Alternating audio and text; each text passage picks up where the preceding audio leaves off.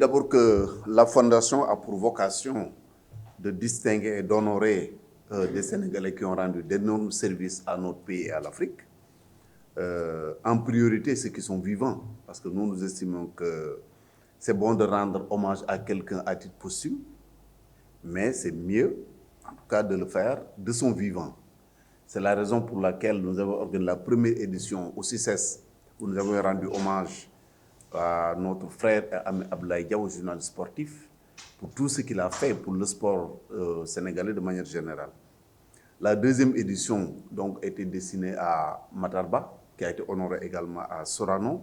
Parce que, comme vous le savez, c'est le premier ministre des Sports à avoir, avec l'équipe nationale de football, gagné une Coupe d'Afrique. En tout cas, la CAN. Nous l'avons honoré. Pour la troisième édition, et exceptionnellement à titre posthume, nous avons honoré Maître Valdiodio Ndiaye. Pourquoi? Parce que nous estimons que Valdiodio a fait énormément de choses pour ce pays, a beaucoup lutté, a beaucoup contribué à l'accession de notre pays à la souveraineté internationale. Et malheureusement, il n'était pas connu des Sénégalais, surtout de la jeunesse. Donc nous avons organisé cette troisième édition à Kaolack. Maintenant, pour la quatrième, nous avons décidé d'aller le faire à Ziguinchor. À Ziguinchor, pour honorer d'abord notre frère et ami Noah Cissé. Noah, pour tout ce qu'il a fait pour le sport, pour la culture, pour l'éducation, l'enseignant qu'il est, ancien président du Casa Sport, membre de la Fédération sénégalaise de football, qui a beaucoup contribué à l'éducation de la jeunesse de manière générale et des Casamancés en particulier. Et jusqu'au moment où nous parlons, il est le médiateur de l'université de Ziguinchor. Pour la petite histoire, il y a de cela quelques jours, j'étais à Ziguinchor et on me racontait, c'est le gouverneur d'ailleurs qui nous racontait, quand il y a eu des difficultés pour l'élection, pour le renouvellement des bureaux des transporteurs, c'est lui qui a été appelé à la rescousse pour concilier les uns et les autres et enfin l'élection s'est brisée. C'est pour dire que c'est un homme multidimensionnel qui a beaucoup fait pour le Sénégal. Je ne dis pas seulement pour la Casamance. Et à côté de lui, nous aurons notre icône, Mamadi Mbengue, pour tout ce qu'elle a fait également pour le basket au Sénégal, en Afrique. Ce n'est pas parce que nous sommes, Ablaye et moi, de la gendarmerie que nous avons pensé à Mamadi, non. Parce que Mamadi est une icône reconnue mondialement. Donc nous pensons que dans son propre pays quand même, nous devons lui rendre cet hommage-là. Donc nous avons pensé à Mamadi Mbengue. Mais également à d'autres Sénégalais, parce que nous dans notre schéma, il y a celui qui est honoré à titre principal. Il y a exceptionnellement, comme on a dit, un trophée spécial dédié à Mamadi Mbengue. Mais il y a ce qu'on appelle les juniors. Et il y a parmi ces juniors-là, Omar Diop, ancien international de basket. Il a l'équipe de football du Casa Sport de 1979. Tout le monde se souvient des prouesses de cette équipe-là. Il a la troupe de Thionkessil, qui également, sur le plan culturel, a émerveillé les Sénégalais.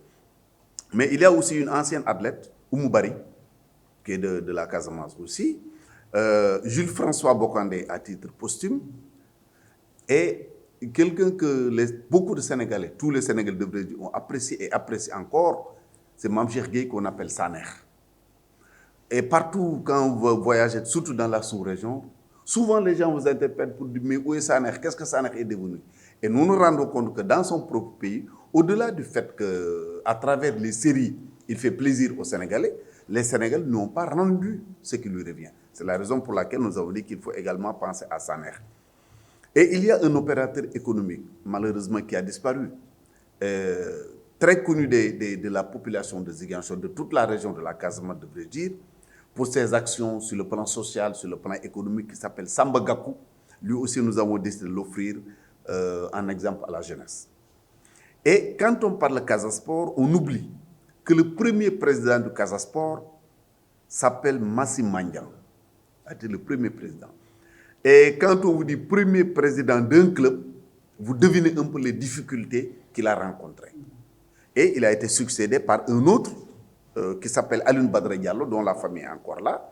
Et nous avons décidé de les honorer aux côtés de Noah Cissé, qui a été également président du Casa Sport. Et enfin, il y a une autre dame, une grande dame de la Casamance qui s'appelle Oumou Diédiou, Madame Badiane, qui est handballeuse. Donc l'une, elle est athlète, l'autre est handballeuse, mais qui ont beaucoup fait pour le sport en Casamance de manière générale. Donc voilà un peu ce que nous avons décidé d'honorer. Et cet événement est placé sous la présidence d'honneur du chef de l'État. Et nous le savons également, le président a fait un programme pour la Casamance. C'est vrai, il y a d'autres programmes qui ont précédé, mais lui également, à son tour, il a défini un programme pour la Casamance. Et nous pensons que cet événement-là va contribuer à raffirmer les liens entre les populations de la Casamance et du Sénégal de manière générale. Parce que, je le précise, l'événement se déroule en Casamance, mais ce n'est pas un événement local.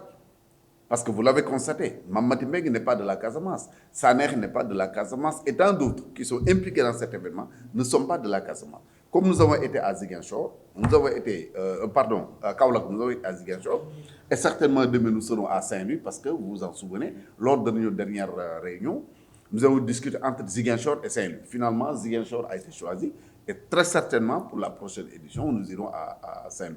Donc c'est un événement national qu'on a délocalisé dans une partie du Sénégal. Donc, sous la présidence effective, sous la présidence d'honneur du chef de l'État, sous le haut patronat de M. le Premier ministre, qui est un fils de la région, et sous la présence effective de Madame le ministre de la Jeunesse, des Sports et de la Culture. J'insiste parce que tout ce que nous faisons, c'est dans le domaine du sport, dans le domaine de la culture, dans le domaine du social, dans le domaine de la jeunesse.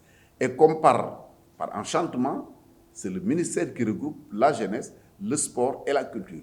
Donc, de fait, elle devient notre tutelle par rapport à ces événements-là. Donc, voilà pourquoi nous avons décidé de placer ces événements-là sous la présence effective de Madame le ministre de la Jeunesse, des Sports et de la Culture. Voilà, monsieur le ministre, si on revient au soulever de l'édition précédente, il y a eu d'autres activités qui ont été organisées en marge de la cérémonie. Pour cette présente, est-ce que vous allez organiser d'autres activités ou bien vous allez focaliser sur la cérémonie Sargal? Oui, on va se focaliser sur l'événement, la cérémonie en tant que telle. Parce qu'en faisant l'évaluation des éditions précédentes, nous avons vu que, c'est vrai, il y a beaucoup d'activités. C'était de bonnes activités qu'on organisait, du football ici, d'autres manifestations, mais ça nous prenait beaucoup de temps, beaucoup d'énergie, et ça démobilisait même quelque part ceux qui devaient venir. Vous vous souvenez par exemple, avec l'édition Abdoulaye Diaw, nous avons fait une manifestation devant le stade de Marius Ndiaye. C'est normal parce qu'il fallait baptiser la rue qui s'appelle rue Abdoulaye Diaw. D'ailleurs, j'en profite pour interpeller un peu la mairie de Sicap. Je pense que nous allons faire une démarche en direction de cette mairie-là pour que l'appellation Abdoulaye Diaw soit matérialisée. Ça a été fait. Mais avec le temps, avec beaucoup d'événements, ça a tendance à disparaître. Donc, il faut qu'on prenne des dispositions véritablement pour matérialiser que cette rue se nomme Abdoulaye Diaw. Donc, nous avons décidé vraiment de nous focaliser sur cette manifestation prévue à l'hôtel Nema Kadior de Ziguinchor le 12 avril dans l'après-midi. Il y avait aussi, d'après les informations que nous avons reçues, un comité local qui a payé d'œuvre, mais surtout le gouverneur de la région de Ziguinchor. Oui, nous avons rendu visite au gouverneur qui a salué l'initiative et naturellement qui va nous accompagner dans ce que nous sommes en train de faire. C'est le chef de l'exécutif régional, c'est lui qui représente l'État dans son intégralité dans la région et il nous a reçus avec beaucoup d'enthousiasme vraiment et je ne doute pas un seul instant qu'il va nous aider pour la réussite de cet événement-là. Mais à côté de ça, il y a un comité d'organisation dirigé par Ousseinou Gassama, qui est un ancien du système des Nations Unies, avec beaucoup de jeunes, des journalistes, des ASC, des groupements de femmes, tous vraiment mobilisés vraiment pour construire un comité d'organisation chargé de préparer cet événement-là. Donc je peux dire que toute la région de Ziguinchor, de la Grande Casamance, devrait dire, va se mobiliser autour de cet événement-là. Monsieur le Président, un tel événement aussi nécessite forcément des moyens financiers. Où est-ce que vous comptez trouver ces moyens? Vous savez, mon père, parrain et mentor, le président Wade, avait l'habitude de me dire qu'il est facile de trouver l'argent. L'essentiel, c'est d'avoir un bon programme. Et je pense que ce que nous sommes en train de faire intéresse beaucoup de Sénégalais. Je précise et j'insiste sur un fait. Nous sommes une organisation qui n'a jamais demandé un seul franc à un parrain. Quelqu'un qui doit être honoré, nous ne lui demandons pas un seul sou. C'est une seule fois que le ministre Matarba nous a dit, au nom des Lions du football, je vais contribuer parce que les Lions venaient de gagner la Coupe d'Afrique. Donc nous ne sommes pas de ceux qui vont dire à Mar, à Abdoulaye Diaw, à Moustapha, on va vous honorer, mettez la main à la poche. Nous ne le faisons pas. Nous comptons d'abord sur nos propres moyens Ensuite, nous demandons à des structures de nous accompagner, à des personnalités de nous accompagner, à des sponsors de nous accompagner. Je pense que dans le passé, nous l'avons réussi. Pourquoi pas cette année, nous réussirons certainement à boucler notre budget et à tenir cet événement-là dans les meilleures conditions.